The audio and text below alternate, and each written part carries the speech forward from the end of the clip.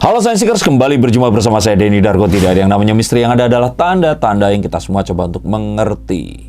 Baru saja Presiden Joko Widodo, Pak Jokowi, ini membawakan sebuah orasi berkaitan dengan 75 orang yang dinyatakan tidak lulus tes wawasan kebangsaan dan terpaksa dibebas tugaskan dari Komisi Pemberantasan Korupsi. Dan ini adalah apa yang saya lihat. Bukan artinya apa yang dilihat dengan kasat mata, tetapi ini sesuatu yang tak kasat mata yang saya lihat melalui kartu saya, dan semoga akan memberikan bayangan kira-kira akan seperti apa yang saat ini terjadi dan kedepannya nanti akan bagaimana.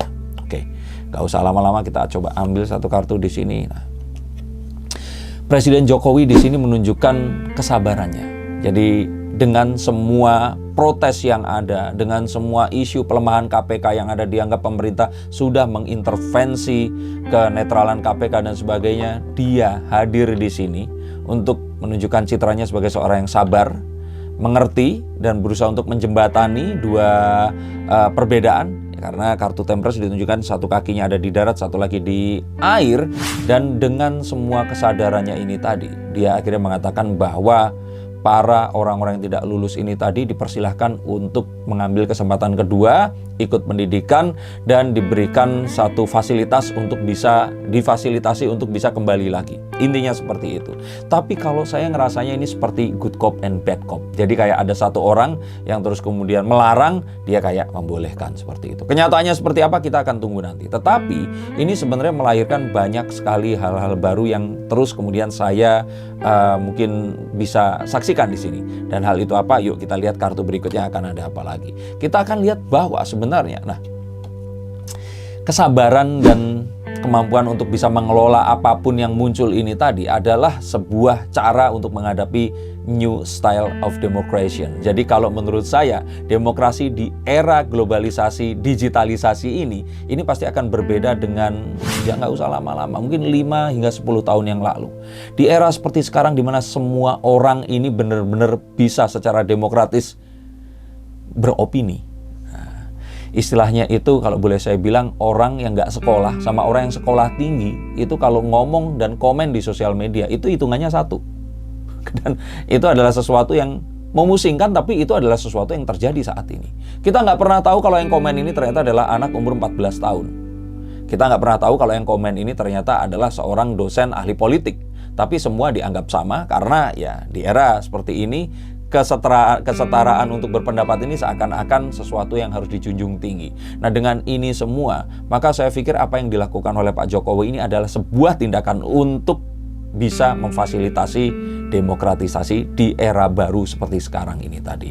Kalau kita otoriter, pasti akan kelar dari dulu.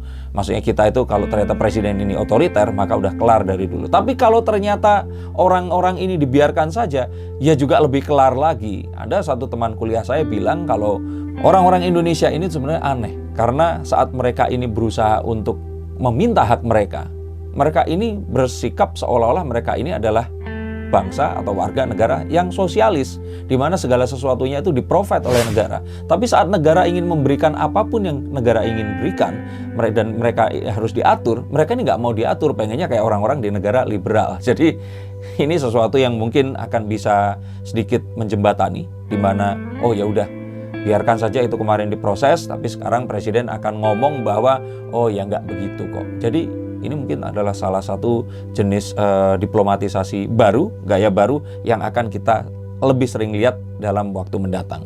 Dan dengan itu tadi kita mengatakan bahwa ya di sini citra dari presiden ini tetap harus dijaga. Artinya kita tidak bisa memberikan satu pencitraan bahwa oh ternyata kemarin ini presiden mengintervensi KPK, yang pada kenyataannya juga enggak. Tapi dengan banyaknya orang-orang yang ngebahas, mereka itu ngobrol, dan mereka itu menyimpulkan seperti itu tadi, maka harus ada sebuah counter step yang diberikan. Dan saya pikir ini adalah counter step yang diberikan oleh pemerintah untuk menunjukkan bahwa ya ini semua adalah sesuatu yang memang harus dijalankan, dan pemerintah tidak otoriter, dan untuk yang tidak lulus silahkan untuk mengambil kesempatan lagi. Kalau nanti ternyata diberikan kesempatan lagi, kira-kira bakal ada yang lulus atau enggak ya? Kita akan lihat nanti di kartu berikutnya. Dan kalau saya lihat di sini, ini adalah sebuah cara yang cepat dan cara yang efektif untuk menunjukkan bahwa ya, pemerintah ini bijak. Pemerintah ini tidak mengambil sesuatu langkah tanpa memikirkan langkah yang berikutnya. 75 orang ini tidaklah sedikit. Dan dengan ini semua, maka akan membuka sebuah kesempatan kedua bagi mereka untuk mengambil tes lagi atau ikut wawasan pendidikan, wawasan kebangsaan. Siapa tahu nanti ternyata kalau memang lulus, ya mereka nanti akan bisa diterima lagi. Karena mengingat apa yang mereka sudah lakukan selama ini, tidak artinya dengan itu semua terus ini semua akan dibuang begitu saja. Dan dengan ini semua, saya pikir ada banyak hal yang terselamatkan. Selain citra presiden sendiri, mereka pun juga memiliki kesempatan yang lain. Karena ya saya pikir juga tentu nggak hanya gara-gara satu hal terus kemudian mereka semua akan dikeluarkan begitu saja. Karena satu orang yang dikeluarkan, saya pikir mereka sudah digaji sudah sekian lama, mereka sudah dididik, mereka juga sudah memiliki skill yang banyak, dan mereka juga memiliki banyak hal yang juga saya pikir akan tetap bisa berjasa untuk KPK itu sendiri. Dan kalau dilihat lagi di sini, langkah itu tadi sebenarnya adalah sebuah langkah yang presiden ini berusaha untuk mendengarkan masukan dari banyak orang-orang di belakangnya. Yang kalau kita lihat dari kartu ini ada kebijakan yang muncul di sini. Kebijaksanaan yang muncul karena mau mendengarkan. Karena kalau kita mau, ya kalau saya jadi Pak Jokowi, saya sih akan otoriter aja. Karena toh juga tahun depan kan saya nggak akan bisa nyalon lagi. Jadi elektabilitas nggak terlalu penting buat saat ini. Dan kalau dengan ini semua, saya pikir ya nggak harus juga dia melakukan ini tadi. Tapi dengan dia melakukan ini, saya pikir ini adalah langkah yang tepat. Dan ini menunjukkan bahwa presiden ini masih mendengarkan orang-orang di belakangnya dan berusaha untuk bersikap menjadi seorang ayah yang bijak. Ya, dan ini akan membuka peluang diskusi. Artinya apa? Artinya kita tahu bahwa ya selain otoriter, tidak otoriter, maka presiden ini juga mau diajak untuk bernegosiasi dan berdiskusi. Apapun keputusannya sepertinya akan tetap bisa dibicarakan, kedepannya akan seperti apa, dan tidak selalu akan seperti itu. Nah, ini berkaitan dengan banyak hal, dan otomatis dengan ini semua kita akan tahu bahwa selain tidak otoriter, ternyata presiden kita juga membuka pintu untuk diskusi banyak hal yang lainnya yang mungkin selama ini ditanyakan oleh banyak orang. Nah, apa saja itu tadi kita akan tunggu dalam waktu yang tidak lama nanti.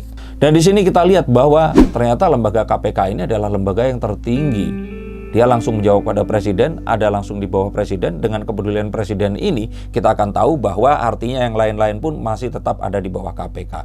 Dan dengan ini semua artinya menunjukkan kalau KPK ini masih tetap bisa melangsungkan apa yang dispiritkan saat KPK ini lahir. Dan ini juga harapan kita agar bisa menguak banyak kasus korupsi dan menjaga agar kasus itu tidak terjadi lagi di kedepannya.